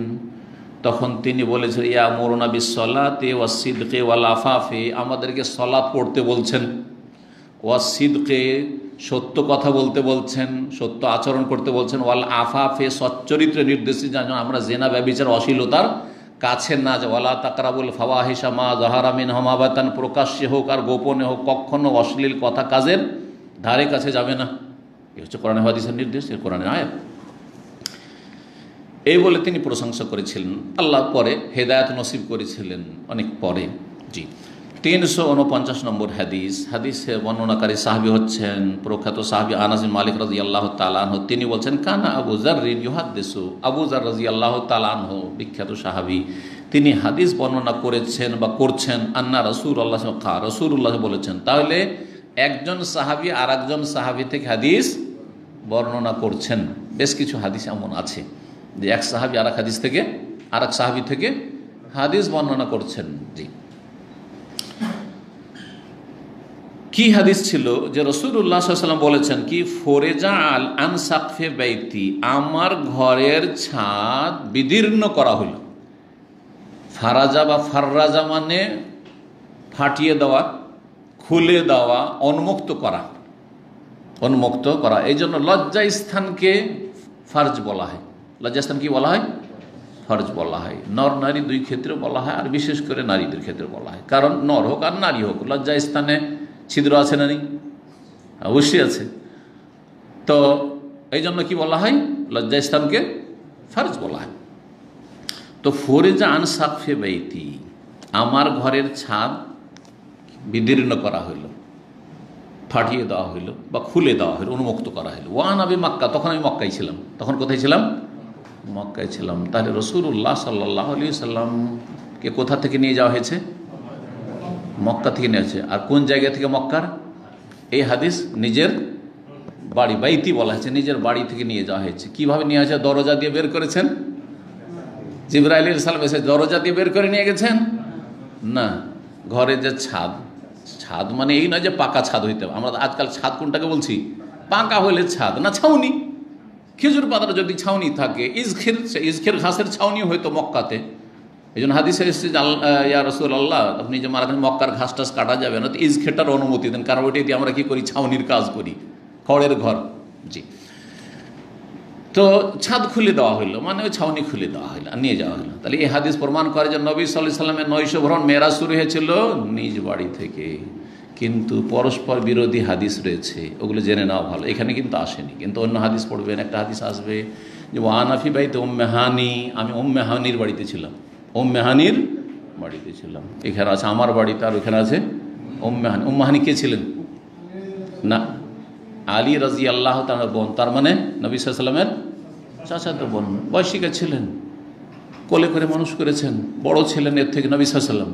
তো তার বাড়িতে, বোনের বাড়িতে থাকে। বোনের বাড়িতে থাকা মানে এই নয় যে বোনের রুমে, একাধিক রুম আছে। তো রাসূলুল্লাহ সাল্লাল্লাহু আলাইহি ওয়াসাল্লাম বোনের বাড়িতে, তাহলে কোথায় ছিলেন? সেই রাতে বোনের বাড়িতে ছিলেন। ওই হাদিস প্রমাণ করে। তৃতীয় আর এক হাদিস আর এক রকম, সেখানে আছে যে আমাকে মেরাজে নিয়ে যাওয়া হয়েছে। কোত্থেকে? মক্কায় কাবা ঘরের পাশ থেকে, কাবা ঘরের পাশ থেকে। তাহলে 3 রকমের পরস্পর সাংঘর্ষিক হাদিসে সমন্বয় কি করবেন? ঘটনা তো একটাই, এ কথা বলার তো কোনো অবকাশ নেই যে 3 বার হয়েছে এরকম। হ্যাঁ, বলবেন? ভুল কথা। তাইলে হ্যাঁ, সমন্বয় করতে গিয়ে ওলামারা বলেছেন যে বোনের বাড়িকে নিজের বাড়ি বলে আখ্যায়িত করেছেন। বর্ণনাকারী বলতে গিয়ে যে সূক্ষ্মভাবে বর্ণনা করেছেন, আসলে বোনের বাড়িতে ছিলেন। ঠিক আছে, কারণ অতিরিক্ত তার কাছে মানে জ্ঞান আছে, নলেজ আছে, যে বর্ণনাকারী যে বাড়িটা ছিল কার? উম্মে হানির বাড়ি। কিন্তু ওই বাড়িতে তিনি সেই রাতে অবস্থান করছিলেন, ওখান থেকে নেওয়া হয়েছে। আর বোনের বাড়ি নিজের বাড়ির মতো। আলী রাদিয়াল্লাহু তাআলা ছোট থেকে নবী সাল্লাল্লাহু আলাইহি সাল্লামের ঘরে মানুষ হয়েছেন, সব দেখাশোনা নবী সাল্লাল্লাহু করেছেন, একই বাড়ির মতো ছিল একবার। তো যেই হাদিস আছে যে কাবা ঘরের পাশ থেকে, ওর সাথে কীভাবে সমন্বয় হবে? ওর সাথে সমন্বয় হচ্ছে যে এটা দ্বিতীয় স্তর বর্ণনা করা হয়েছে। রাসূলুল্লাহ সাল্লাল্লাহু আলাইহি সাল্লামকে ওই উম্মে হানির বাড়ি থেকে উঠিয়ে নিয়ে, ছাদ বিদীর্ণ হইলো, উঠিয়ে নেওয়া হলো। উঠিয়ে নেওয়ার পরে কাবার পাশে জমজমের পাশে নিয়ে আসা হলো। আর তারপরে জমজম দিয়ে তার যে হার্ট, কলব, হৃদয়, সেটাকে ধুইয়ে পরিষ্কার পরিচ্ছন্ন করা হইলো। আর তখন কি হয়েছিল? তাহলে হার্টের অপারেশন, যেটা আজকাল হার্টের অপারেশন করেছে। 1400 বছর আগে আল্লাহ রাব্বুল জিবরাইল আলাইহিস সালামকে দিয়ে করিয়ে দেখিয়ে দিয়েছেন। নবী সাল্লাল্লাহু আলাইহি সাল্লামের যে হার্টের অপারেশন, যেটাকে বলা হয়েছে সিনা চাক করা অথবা বক্ষ বিদীর্ণ করা, শুদ্ধ বাংলায় শাক্কুস-সাদর, কয়বার হয়েছে? কয়বার? 2 বার। একবার হয়েছে বাল্য জীবনে, যখন হালিমা সাদিয়া দুধ মায়ের বাড়িতে অবস্থান করছিলেন আর বকরি ছাগল চড়াচ্ছিলেন, আর ছোটো ছোটো সাথীর সঙ্গে ওরা সব বকরি চড়াচ্ছে, হঠাৎ করে জিবরাইল আলাইহিস সালাম ধরে নিয়ে ফেলে দিয়ে আর দেখতে পাচ্ছেন তারপরে কে যেন আসলো, আর তারপরে তাকে কি করলো, বক্ষ ফেড়ে দিল, আর তারপর কি করলো টরলো, চেহারাটা পরিবর্তন যেন একটু ভয়ে ভীত, কিন্তু তারপর সুস্থ, কিছু নেই। দাগ ছিল কিন্তু নবী সাল্লাল্লাহু আলাইহি সাল্লামের বক্ষে দাগ ছিল, যাতে কেউ এটা অস্বীকার না করে যে মিথ্যাচার করা হয়েছে, দাগ ছিল, কিন্তু সাথে সাথে ভালো হয়েছে। এমন নয় যে অপারেশন করার পরে, যাদের ওপেন সার্জারি, অপারেশন করার পরে দীর্ঘ সময় ভালো হইতে লাগছে, ঘা শুকাতে লাগছে না, ওই সময় হয়েছিল। ভয় পেলেন হালিমা সাদিয়া রাদিয়াল্লাহু হালিমা সাদিয়া, আর তারপরে তখন মায়ের কাছে দিয়েছিল, কি হয় না হয় এত আমি ঝুঁকিয়ে নিতে পারবো না, যাক দিয়ে আসি, আমানত ওর মাকে দিয়ে চলে আসি। আরেকবার হয়েছিল এই মেরাজের সময়। জি, ওই কথাটা এখানে আসছে। তাহলে সমন্বয় আশা করি বুঝতে পারলেন যে ঘটনা মক্কাতে হয়েছিল এবং প্রথম শুরু হয়েছে উম্মে হানির বাড়ি থেকে, আর তারপরে নিয়ে আসা হয়েছে কাবার কাছে। ফানাজালা জিবরিল, জিবরাইল আলাইহিস সালাম নেমে আসলেন, ফাফারাজা সাদরি, আমার সিনা বক্ষকে বিদীর্ণ করলেন, সুম্মা গাসালাহু বিমায়ে জমজম, তারপরে সেটাকে ধুয়ে দিলেন জমজম পানি দিয়ে। মানুষের কলবে যেমন ভালো বৈশিষ্ট্য আছে, ভালো গুণ আছে, ভালো শক্তি আছে, তেমনি মন্দ শক্তি আছে, মানুষের প্রত্যেক মানুষের আছে।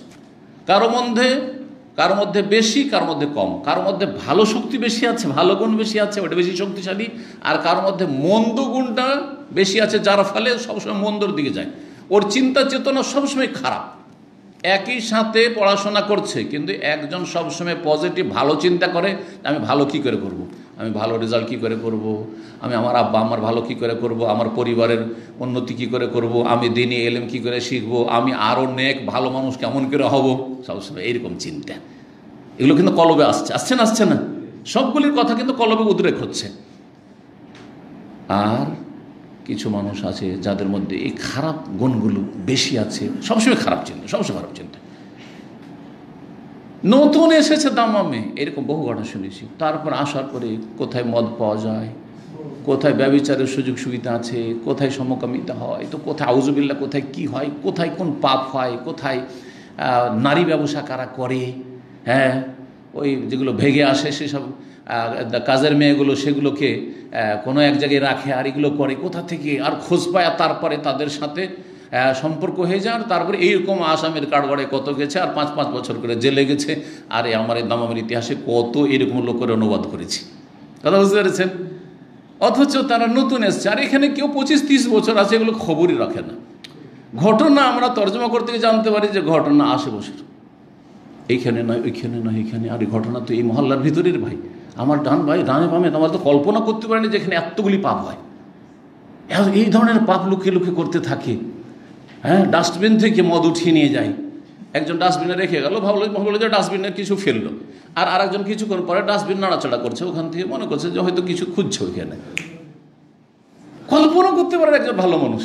যদি আমরা এগুলো না জানতো কোত্থেকে মদে ধরা পড়েছে, তাহলে আমরা এগুলো বুঝতেই পারতাম না। বুঝতে পারছেন না?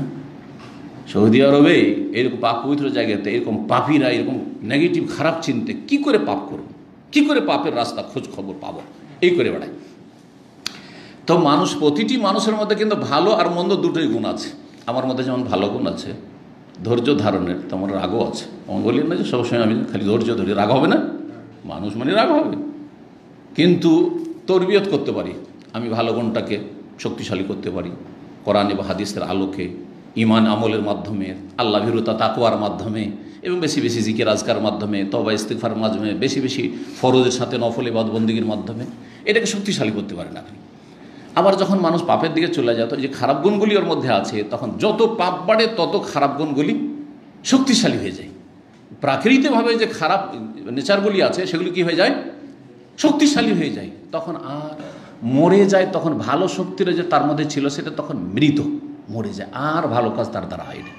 এ হচ্ছে মানুষের প্রাকৃতিক অবস্থা, যেভাবে আল্লাহ সৃষ্টি করেছেন।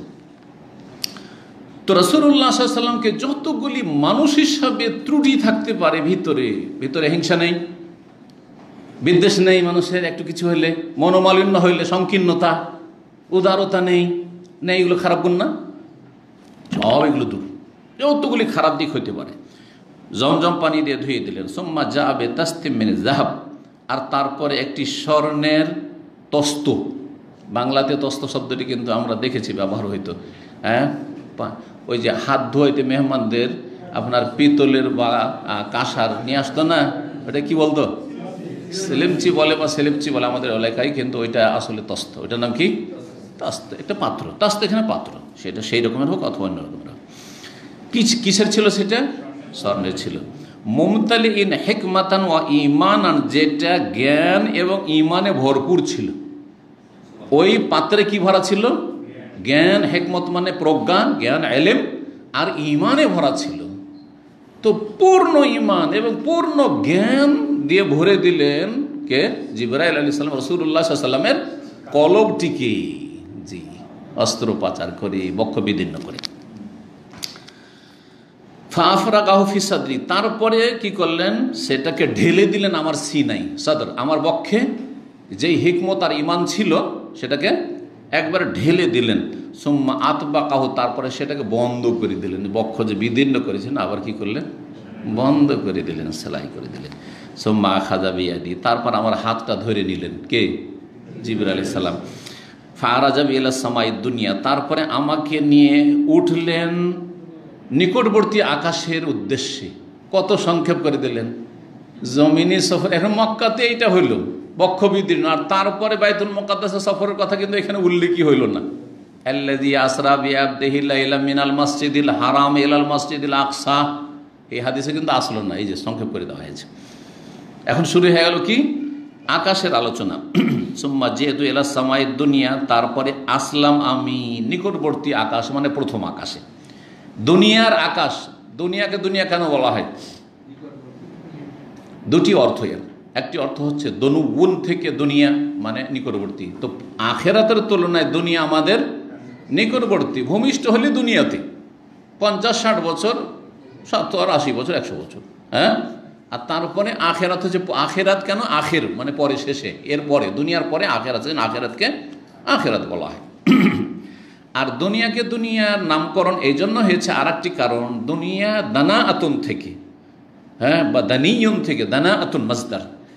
দানা আতুন মানে হচ্ছে নিকৃষ্ট, নিকৃষ্ট। তো পরকালের তুলনায়, পরকালের সুখ শান্তির তুলনায় দুনিয়া নিকৃষ্ট। দুনিয়ার যদি কোটি কোটিপতি হয়ে যান, সারা দুনিয়ার যদি রাজত্ব পেয়ে যান, তবুও আখেরাতে জান্নাতের সামান্য একটু জায়গার তুলনায় তুচ্ছ, নিকৃষ্ট। দুনিয়া মানুষের ঈমান আমলকে, চরিত্রকে ধ্বংস করে দেয়।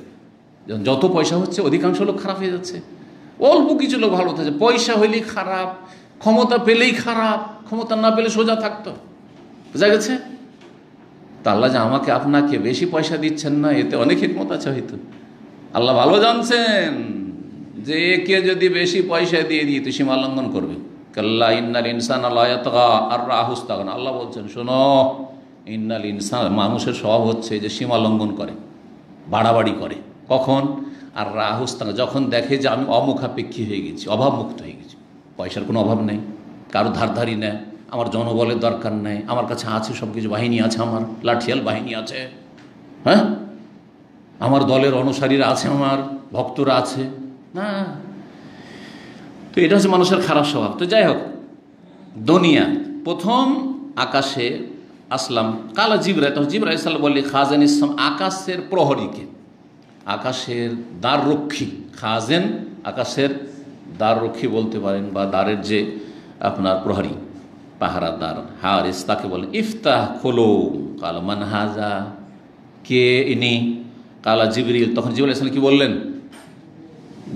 আকাশের আল্লাহ রাব্বুল আলামিনের পরে আকাশবাসীর নেতাকে জিবরাইল আলাইহিস সালাম। অথচ তার মধ্যে এই অহংকার নেই, আরে আমি আকাশে আসছি আর তুমি আমাকে কে জিজ্ঞেস করছো? চিন্তা করুন তো, দেশের একটা এমপিকে আপনি কে বলছেন? আরে কি যে অকথ্য ভাষায় গাল দেওয়া শুরু করবে, তার আসল মুখোশ খুলে যাবে যে কি চরিত্রের লোক, ঠিক না? আরে তুমি একজন পুলিশ আর তুমি আমাকে কে বলছেন? যা বলছি তাই করো, বলছেন না? বলছেন আজকাল। আউযু বিল্লাহি মিনাশ শাইতানির রাজিম। জিবরাইল আলাইহিস সালাম আমাদেরকে উত্তম চরিত্র শিখিয়েছেন। কত বিনয়ী, কত নমনীয় একজন সাধারণ ফেরেশতা, গেটম্যান আকাশের। জিজ্ঞেস করছে মান হাজা, কে? তখন কি বলছেন? জিবরাইল, মানে আনা জিবরাইল, আমি হচ্ছে জিবরাইল। তাহলে এখান থেকে আমরা কি আদব শিখলাম? আপনার স্ত্রী, আপনি গেটে গেছেন, যদি বলে কে, বলছে আমি খোলো, আপনার সবাই এরকমটাই করবেন, তাই না? আরে আমি খোলো। আপনার আওয়াজ তো শয়তান নকল করতে পারে। এটা খারাপ চরিত্রের লোক, অসৎ নিয়ত নিয়ে আপনার বাড়িতে ঢুকছে চুরি ডাকাতির জন্য অথবা ধর্ষণের জন্য, হতে পারে না?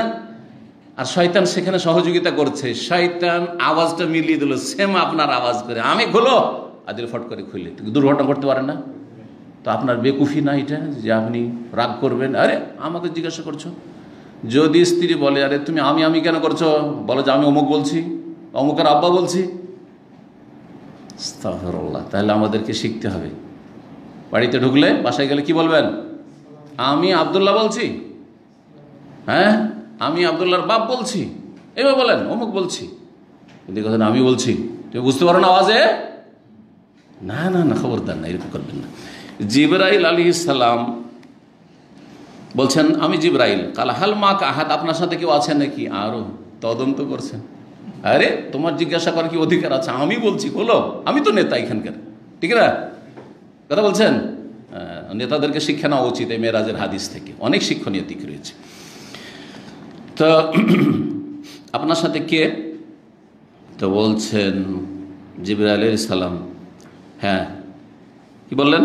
যে আপনার সাথে কেউ আছে? কার নাম? হ্যাঁ আমার সাথে আছে, মাই মুহাম্মাদুন সাল্লাল্লাহু আলাইহি ওয়াসাল্লাম, আমার সাথে মুহাম্মদ সাল্লাল্লাহু আলাইহি ওয়াসাল্লাম আছেন। ফাকালা আউরসালা ইলাইহি, এই আউরসালা ইলাইহির ব্যাখ্যা কি? দুটো ব্যাখ্যা করা হয়েছে। তাকে কি রাসূল অলরেডি করা হয়েছে? উরসালা ইলাইহি মানে তার কাছে কি আসমানি পয়গাম পাঠানো হয়েছে? তার মানে তিনি কি অলরেডি রাসূল হয়ে গেছেন? নবুয়ত প্রাপ্তির কয় বছর পরে হয়েছিল, মেরাজ হয়েছিল? দেখি সিরাতুন নবী সম্পর্কে কতটা নলেজ আপনাদের আছে। নবুয়ত পেলেন 40 বছর বয়সে, আর মেরাজ হয়েছে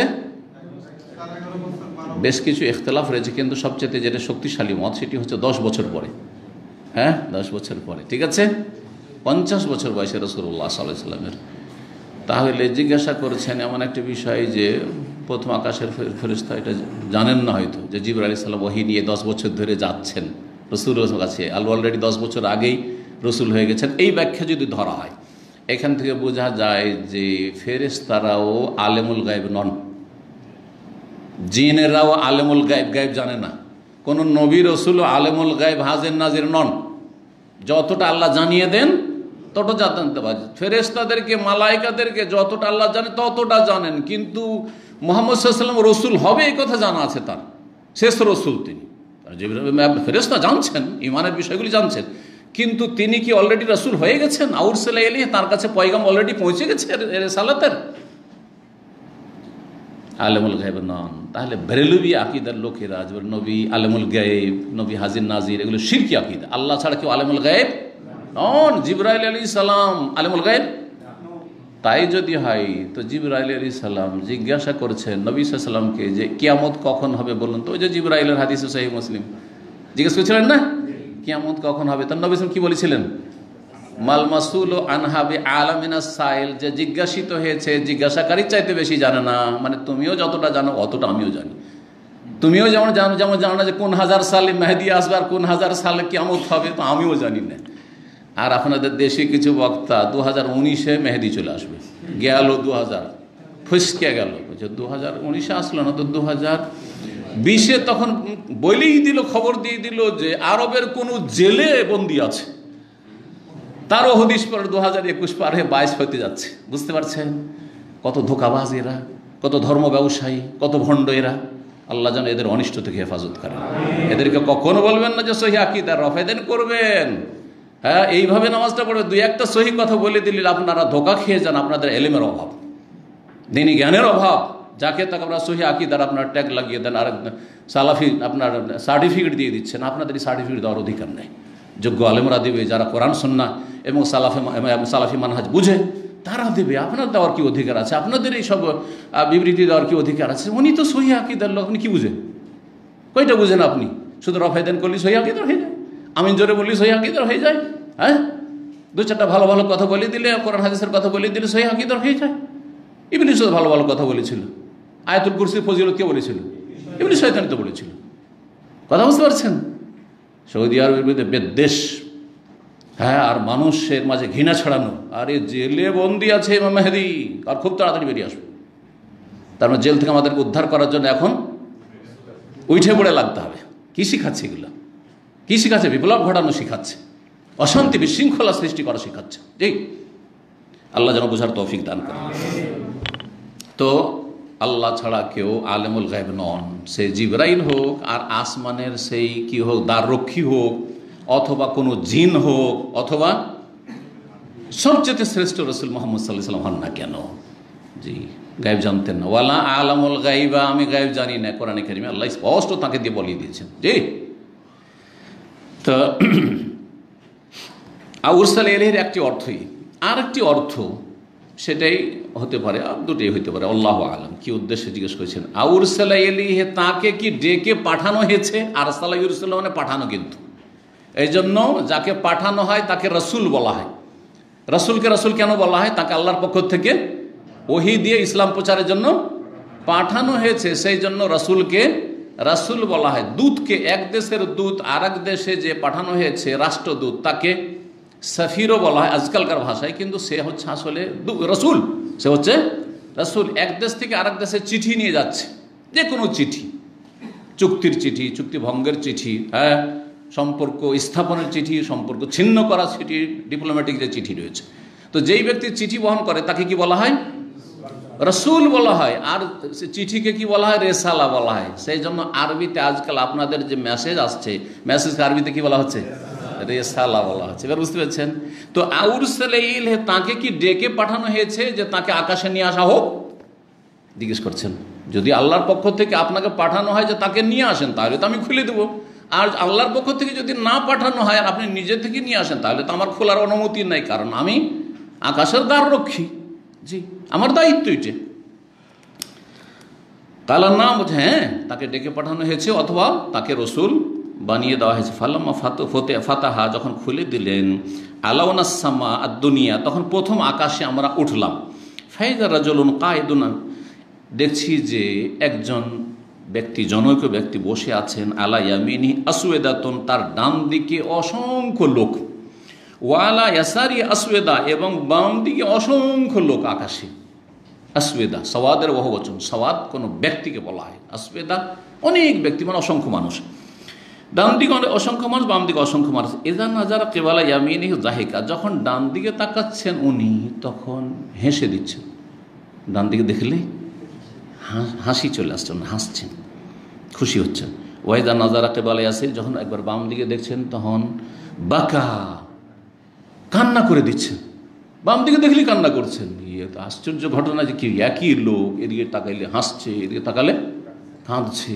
এই দৃশ্য দেখলে ফাকালা, যিনি বসে আছেন প্রথম আকাশে, তিনি মারহাবান বিন নবী সালেহ ওয়াল ইবনি সালেহ, মারহাবা, স্বাগত জানাচ্ছি নেক সৎ নবীকে এবং সৎ সন্তানকে। কারণ আদম আলাইহিস সালাম সকলের পিতা, সুতরাং মুহাম্মদ রাসূলুল্লাহ সাল্লাল্লাহু আলাইহি ওয়াসাল্লামেরও পিতা। এই জন্য ইবিন বলে, সন্তান বলে, আর নবী বলে সম্বোধন করেছে। মারহাবান বিন নবী সালেহ ওয়াল ইবনি সালেহ। বাকি অন্য অন্য নবীরা, ইব্রাহিম আলাইহিস সালাম, ইব্রাহিম আলাইহিস সালামও ইবন বলে, সন্তান বলে সম্বোধন করেছেন, কারণ ইব্রাহিম আলাইহিস সালামের বংশোদ্ভূত হচ্ছেন রাসূলুল্লাহ সাল্লাল্লাহু আলাইহি ওয়াসাল্লাম, ইসমাঈল আলাইহিস সালামের বংশের, সেই জন্য। আর বাকি অন্য নবীরা কি বলে সম্বোধন করেছিলেন? মারহাবান বিন নবী সালেহ ওয়াল আখিস সালেহ, মারহাবা বলছি, স্বাগত জানাচ্ছি নেক নবীকে, সৎ নবীকে এবং নেক ভাইকে, নেক ভ্রাতাকে। কুলতুলি জিবরিল, তখন আমি বললাম, কে বলছেন? রাসূলুল্লাহ সাল্লাল্লাহু আলাইহি ওয়াসাল্লাম। আমি জিবরিল আলাইহিস সালামকে বললাম, মান হাযা, ইনি কে, এখানে বসে আছেন আর হাসছেন আবার কাঁদছেন? হাযা আদম, ইনি হচ্ছেন আদম আলাইহিস সালাম। ওয়া হাযিহিল আসওয়াদাতু আন ইয়ামিনিহি ওয়া শিমালিহি নাসামু বানিহি, এই যে লোকারণ্য দেখছেন, লোকজন দেখছেন ডান দিকে আর বাম দিকে, এগুলি হচ্ছে তার সন্তানদের আত্মা, তার সন্তানদের আত্মা। জি, নাসাম বা নাসমাত মানে হচ্ছে আত্মা। আহলুল ইয়ামিন মিনহুম আহলুল জান্নাহ, যারা ডান দিকে অবস্থান করছে অসংখ্য মানুষ, তারা হচ্ছে জান্নাতি। ওয়াল আসওয়াদাতুল্লাতি আন শিমালিহি, আর ইব্রাহিম কি বলছেন, আদম আলাইহিস সালামের বাম দিকে যারা অবস্থান করছেন তারা হচ্ছে আহলুন নার, জাহান্নামী। তো জান্নাতীদেরকে দেখলে আমার সন্তান এরা জান্নাতি, খুশি হয়ে যাচ্ছেন, হাসছেন। যখন বাম দিকে নজর দিচ্ছে, ওফ এত অসংখ্য আমার সন্তান, এরা সব জাহান্নামে জ্বলবে, আগুনে জ্বলবে, তখন কেঁদে দিচ্ছেন তিনি। ফায়জা নাজার আইয়ামিনী দাহিকা, যখন ডান দিকে দেখছেন তখন হাসছেন। ওয়াইজা নাজারাকে বলা শেমালি, বাম দিকে যখন তাকাচ্ছেন তখন বাঁকা কেঁদে দিচ্ছেন। হাত্তা আরাজাবি ইলা সামাই সানিয়া, তারপরে দ্বিতীয় আকাশে নিয়ে গেলেন।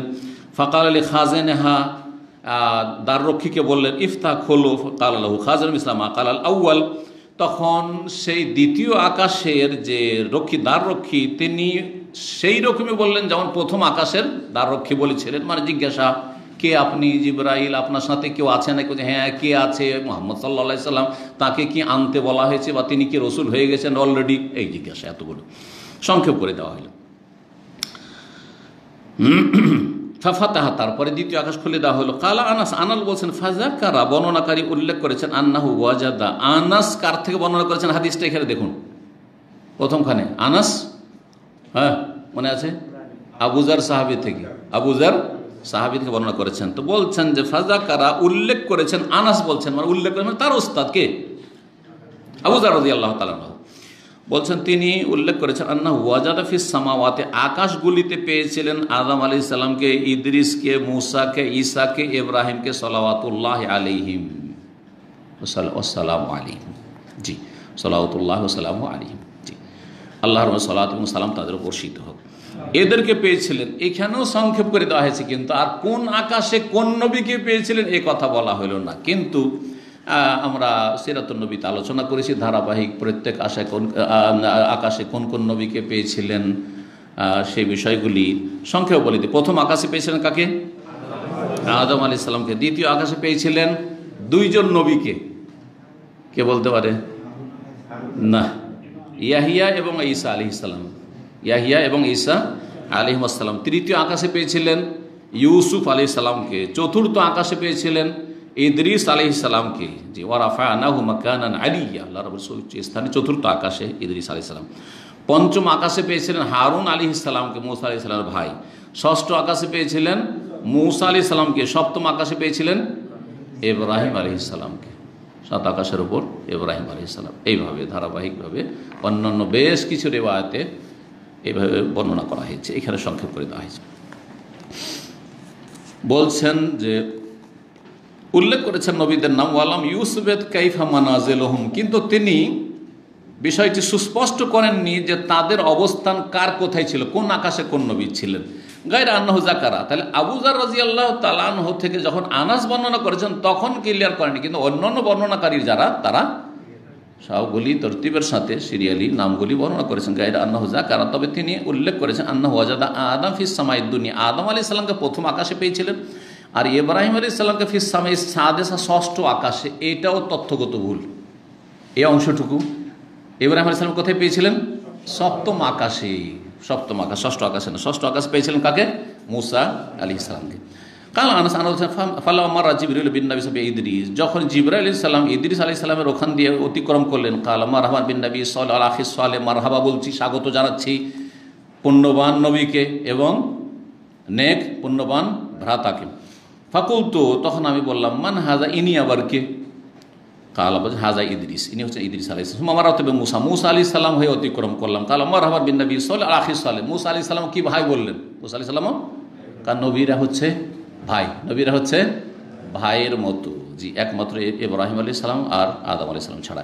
ফাকুলতু মান হাজা, আমি বললাম যে কে? কালা হাজা ইদ্রিস, ইদ্রিস হয়ে গেছে, মুসা আলাইহিস সালাম হয়ে গেল। সুম্মা মারারতু বিবি ঈসা, তারপরে ঈসা আলাইহিস সালাম হয়ে অতিক্রম করলাম। এখানে আগে পরে হয়ে গেছে, ঈসা আলাইহিস সালামের সাথে আগে দেখা হয়েছে, তারপরে পরে গিয়ে দেখা হয়েছে মুসা আলাইহিস সালামের সাথে। কাল মারহাবান বিল আখিস সালেহ ওয়ান নবী সালেহ, মারহাবা বলেন। কুলতু মান হাজা, ইনি কে? হাজা ঈসা, ইনি হচ্ছেন ঈসা আলাইহিস সালাম। ইয়াহিয়ার কথা এখানে আসেনি, অথচ একই আকাশে ঈসা ইয়াহিয়া আলাইহিস সালাম দুজনের সাথে সাক্ষাৎ হয়েছিল। সুম্মা মারারতু বি ইব্রাহিম, তারপর আমি অতিক্রম করলাম ইব্রাহিম আলাইহিস সালামের কাছ হয়ে। ফাকাল বলেন মারহাবান বিন নবী সালেহ ওয়া ইবনি সালেহ, মারহাবা বলছি, স্বাগত জানাচ্ছি পুণ্যবান নবীকে এবং পুণ্যবান সন্তানকে। কুলতু মান হাজা, আমি বললাম জিবরাইলকে, ইনি আবার কে? আখবারানি, আমাকে বললেন, জানালেন ইবনে হাজম। আখবার ইবনে হাজম বলেছেন আন্না ইবনে আব্বাস ও আবু হাব্বাল আনসারী কানা ইয়াকুলান, দুইজনে বলতেন কালান নবী সংক্ষেপ করে দিলেন। ইব্রাহিম আলাইহিস সালামের কথা বলা হলো, হাজা ইব্রাহিম আলাইহিস সালাম। জিবরাইল আলাইহিস সালাম বললেন ওখানে ইব্রাহিম আলাইহিস সালাম।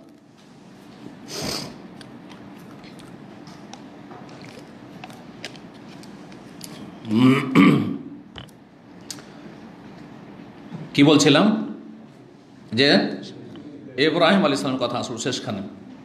যাই হোক, সংক্ষেপে এলোমেলো নামগুলি আসলো, কিন্তু আসলো মোটামুটি, আর কিছু আসলো না। তারপরে আর এক সনদ ইবনে শাহাব জোহরি কালা ইবনে শাহাব আখবারানি ইবনে হাজম বলেছেন আন্না ইবনে আব্বাস ইবনে আব্বাস এবং আবু হাব্বান আনসারি, এই দুজন সাহাবী, কানা ইয়াকুলান, তারা বলতেন, কালান নবী সাল্লাল্লাহু আলাইহি ওয়াসাল্লাম বলেছেন, সোম্মা ওরে যাবি, তারপরে আমাকে আরও আগে নিয়ে যাও সিদরাতুল মুনতাহার পরে। জিবরাইল আলাইহিস সালাম বলেন আমি আর যেতে পারবো না, এখন আপনি। জি, সিদরাতুল মুনতাহা কোথায় আছে? হ্যাঁ, ঠিক আছে, কিন্তু কোথায়, কোন আকাশে? কোন হাদিস আছে ষষ্ঠ আকাশে, কোন হাদিস আছে বা কোন সিরাতের বর্ণনায় আছে সপ্তম আকাশে। তো সমন্বয় হচ্ছে যে এত বিশাল গাছ সিদরাতুল মুনতাহা, বড়ই গাছ, কুল গাছ। সিদরাতুল মানে কিন্তু কুল গাছ, বড়ই গাছ। আর মুনতাহা মানে শেষ সীমানা, মুনতাহা মানে শেষ সীমানা। তো এই সিদরাতুল মুনতাহার শেকড় আছে ষষ্ঠ আকাশে, আর গাছের কাণ্ড আর ডালপালা আছে সপ্তম আকাশে। তো আসল গাছ আছে কোথায়? সপ্তম আকাশে। জি, তো এইভাবে সমন্বয়। তো বলছেন যে আমাকে নিয়ে যাও হাত্তা জাহার তোলে মুস্তাওয়া, আমি এমন এক স্তরে পৌঁছে গেলাম, আসমাফিহে শরীফ আল আকলাম, যেখানে কলমের খড়খড় আওয়াজ শুনছি। শরীফ মানে ফিরানো কলম, কলম যে কলমের ঘষা, কলমে যখন লিখে সরসর করে আওয়াজ। এই কলম তো খুব চিকন কলম, সেই জন্য বুঝতে পারে না, তারপর আওয়াজ হইতে পারে। কিন্তু আমরা ছোটোকালে কোন কলমে লিখেছি জানেন? আপনাদের মধ্যে কেউ আছে? কঞ্চির কলম, এই যে বাঁশের কঞ্চি আছে না, কঞ্চির কলমে কঞ্চিগুলি কেটে সুন্দর করে কলম বানিয়ে তারপরে কালিতে ডুবিয়ে ডুবিয়ে আমরা শ্রুতি ভালো লেখা শিখতাম, আলিফ বা তা শায়ের করে শিখতাম। জি, এটা। আর প্রাইমারি স্কুলে গেছি তখন ওখানে সিলেট পেন্সিল দিয়ে দিয়েছে, সিলেট আর পেন্সিল ধরিয়ে দিয়েছে। জি, ওই সব যুগ চলে গেছে, এখন পয়সা হয়েছে মানুষের কাছে, তাই না? সুবহানাল্লাহ। লৌহে মাহফুজে লেখা হচ্ছে, কি লেখা হচ্ছে? যা কিছু লেখা হচ্ছে লৌহে মাহফুজে লেখা। লৌহে মাহফুজে যা লেখা হচ্ছে, কলম লিখছে, তার আওয়াজ পাচ্ছেন কে? রাসূলুল্লাহ। কত তাহলে আল্লাহ রাব্বুর নিকটবর্তী হয়েছেন। জি, কালা ইবনে হাজম আনাস মালিক, ইবনে হাজম আনাস মালিক বলছেন, কালান নবী সাল্লাল্লাহু আলাইহি ওয়াসাল্লাম বলেছেন, ফারাদাল্লাহু আলা উম্মতি 50 সালাতান, আল্লাহ রাব্বুর আমার উম্মতের 50 সালাত ফরজ করলেন। ফারাজাতু বিযালিক, এই নিয়ে আমি ফেরত হইলাম, ফিরে আসলাম। হাত্তা মারারতু আলা মুসা, আমি অতিক্রম করলাম মুসা আলাইহিস সালামের পাশ হয়ে। ফাকাল, জিজ্ঞেস করলেন, মা ফারাদাল্লাহু লাকা আলা উম্মাতিকা, আল্লাহ আপনার উপর আপনার উম্মতের জন্য কি ফরজ করেছেন? আল্লাহ আপনার জন্য আপনার উম্মতের ওপর কি ফরজ করেছেন? কুল, তো তখন আমি বললাম, ফারাজা 50 সালাতান, 50 ওয়াক্ত সালাত ফরজ করেছেন। দিনে রাতে 24 ঘন্টা 50 ওয়াক্ত যদি পড়তে হয় তাহলে আধা ঘন্টা না, 20 মিনিট থেকে 25 মিনিটের মধ্যে এক সালাত।